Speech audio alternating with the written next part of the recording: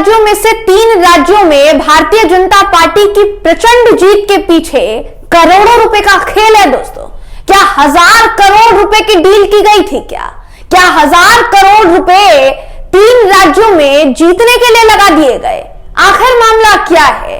चुनावी बॉन्ड का मामला क्या है दोस्तों, जिस पर सवाल खड़े हो रहे हैं। चुनावी बॉन्ड को लेकर मामला सुप्रीम कोर्ट भी पहुंचा हुआ था और सुप्रीम कोर्ट ने कई बार इस पर नाराजगी भी जाहिर की है, लेकिन बावजूद इसके भारतीय जनता पार्टी ने चुनावी बॉन्ड लेना बंद नहीं किया। और इनफैक्ट उसकी जो राशि है, जब सुप्रीम कोर्ट ने मामला सुरक्षित रख लिया था तो उसके अगले ही दिन या कह सकते हैं 2 दिन के भीतर भीतर जितना राशि जुटाया है भाजपा ने, उस वक्त जितनी बॉन्ड से राशि जुटाई थी दोस्तों, उसका खुलासा बीजेपी ने कर दिया था और वो जो राशि थी वो करोड़ों में थी।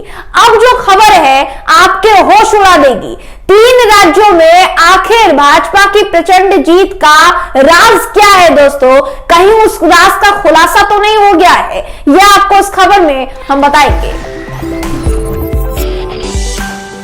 नमस्कार, मेरा नाम है जयंती झा और आप देख रहे हैं दी कंटाप। दोस्तों, इस वक्त हर राज्य में जहां पर भी भाजपा जीती है वहां मुख्यमंत्री पर एक सस्पेंस क्रिएट किया जा रहा है कि मुख्यमंत्री किसको बनाया जाएगा, मुख्यमंत्री किसको बनाया जाएगा। लेकिन मुख्यमंत्री बनाने से पहले भी कई सवाल खड़े होते हैं कि भाजपा 3 राज्यों में इतने प्रचंड बहुमत से आखिर कैसे जीत गई, जबकि जमीन पर कुछ और नजर आ रहा था और बाद में कुछ और हो गया। तो यहां जो खबर सामने आई है दोस्तों, वो वाकई में होश उड़ाने वाली खबर है, क्योंकि 1000 करोड़ का चुनावी बॉन्ड अपने आप में मायने रखता है। और उन 3 राज्यों में सबसे ज्यादा चुनावी बॉन्ड का बिकना जिन 3 राज्यों में भाजपा जीती है, क्या ये इस तरफ इशारा नहीं करता कि कुछ झोल हुआ है? आपकी स्क्रीन पर एक खबर दिखा रही हूं दोस्तों, ध्यान से देखिएगा क्योंकि आपको समझ में आएगा कि कहीं यही तो चाणक्य नीति नहीं थी। जिस चाणक्य नीति की तारीफ पूरे भारत में की जा रही है और पूरा गोदी मीडिया चिल्ला चिल्ला कर उछल उछल कर बता रहा है आपको कि भाई भाजपा जीत गई, भाजपा की रणनीतियां काम आ गई, ईवीएम का कोई खेल नहीं था, ये वो तरह तरह की चीजें जो आपको बता रहा है, क्या उसमें सच्चाई है? यह आपको मैं इस खबर में बताने वाली हूं दोस्तों। देखिए, 1000 करोड़ रुपए से ज्यादा के चुनावी बॉन्ड उन राज्यों में बिके हैं जहां पर सबसे ज्यादा टफ फाइट थी, यानी आप कह लीजिए वो राज्य जहां पर भारतीय जनता पार्टी और कांग्रेस के बीच में एकदम घमासान वाला खेल था, एकदम चुनावी टक्कर थी, उन राज्यों में सबसे ज्यादा चुनावी बॉन्ड बिके, करोड़ों में चुनावी बॉन्ड बिके हैं दोस्तों। हालांकि तेलंगाना में भी यही हुआ, लेकिन तेलंगाना के हैदराबाद में सबसे ज्यादा चुनावी बॉन्ड बिके हैं। हैदराबाद को आपको याद होगा, हैदराबाद को भाग्यनगर करने की कवायद शुरू हो गई थी कि हम भाग्यनगर कर देंगे। हैदराबाद में सबसे ज्यादा चुनावी रैलियां की भारतीय जनता पार्टी के नेताओं ने, तमाम नेता हैदराबाद पहुंचे हुए थे, रोड शो किए जा रहे थे, योगी आदित्यनाथ पहुंचे हुए थे, हिंदुत्व का एक एजेंडा जो है हैदराबाद में सेट करने की कोशिश की गई दोस्तों। वहां से भी खबर है कि वहां पर भी चुनावी बॉन्ड जो है उसको भुनाया गया था, या भुनाया गया या फिर खरीदा गया, आपको बताते हैं।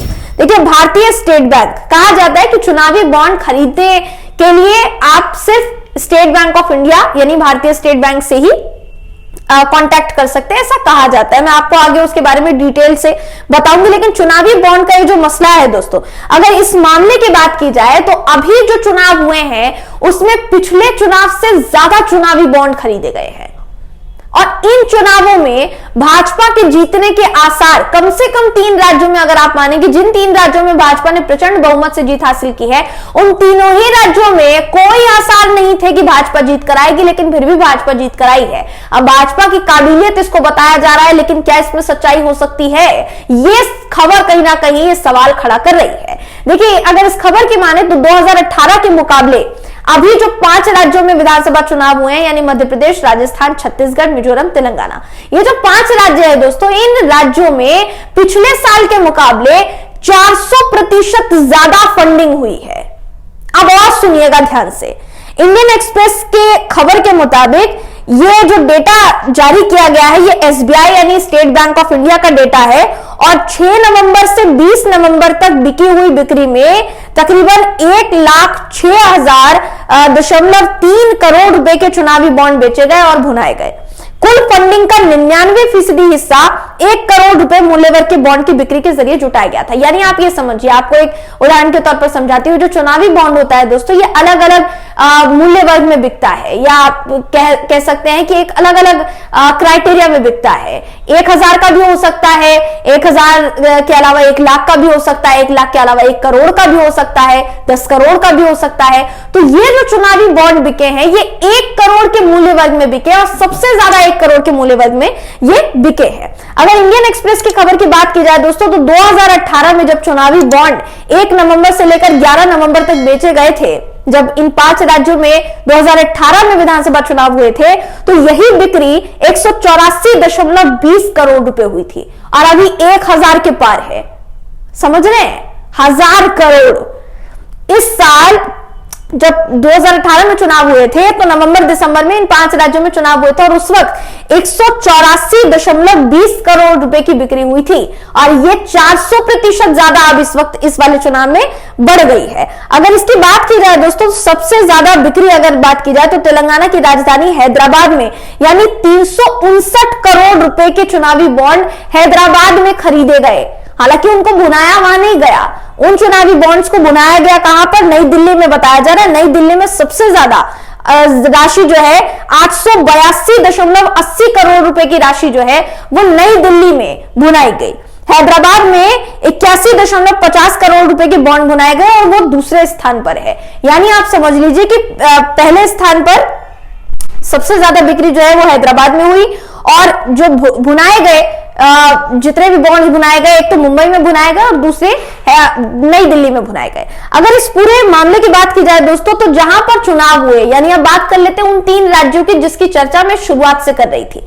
वो 3 राज्य हैं, राजस्थान का जयपुर, छत्तीसगढ़ का रायपुर और मध्य प्रदेश का भोपाल। यानी तीनों ही राज्य की जो राजधानियां हैं, इन राज्यों में राजस्थान में 31.50 करोड़ रुपए के बॉन्ड खरीदे गए, रायपुर में 5 यानी छत्तीसगढ़ में 5.75 करोड़ रुपए के बॉन्ड खरीदे गए, और मध्य प्रदेश में 1 करोड़ रुपए के चुनावी बॉन्ड जो हैं वो खरीदे गए, यानी बेचे गए। तो इन 3 राज्यों में से किसी भी राज्य में बॉन्ड बुनाया नहीं गया है, बल्कि खरीदा गया है। बॉन्ड जो बुनाया गया है वो दिल्ली में बुनाया गया है। दिल्ली जहां पर शासन जो कर रही है हमारे देश पर पार्टी, उसका कार्यालय है, मुख्यालय है दोस्तों। तो इसीलिए ये अंदेशा जताया जा रहा है, जैसा लिखा है कि इन तीनों राज्यों में से किसी ने भी कोई बॉन्ड नहीं बनाया। मिजोरम में किसी तरीके की कोई बिक्री नहीं दर्ज की गई, क्योंकि भारतीय जनता पार्टी को शायद ये आसार होंगे दोस्तों। हालांकि सिर्फ हम इस खबर की पुष्टि हम नहीं करते हैं, अंदेशा जताया जा रहा है कि मिजोरम में कोई टफ फाइट नहीं थी। भाजपा को मालूम था कि क्या रिजल्ट आने वाला है। भाजपा का प्रदर्शन मिजोरम में बहुत खराब रहा है, नॉर्थ ईस्ट की वजह से, मणिपुर की वजह से।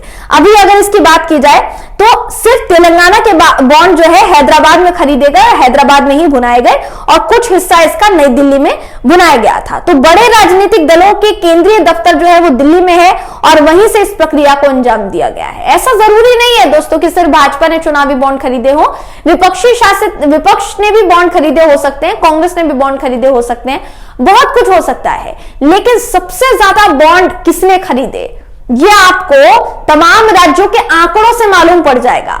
राजस्थान, छत्तीसगढ़ और मध्य प्रदेश, किसको चुनाव जीतने की लालसा थी, ये बात आप समझिए।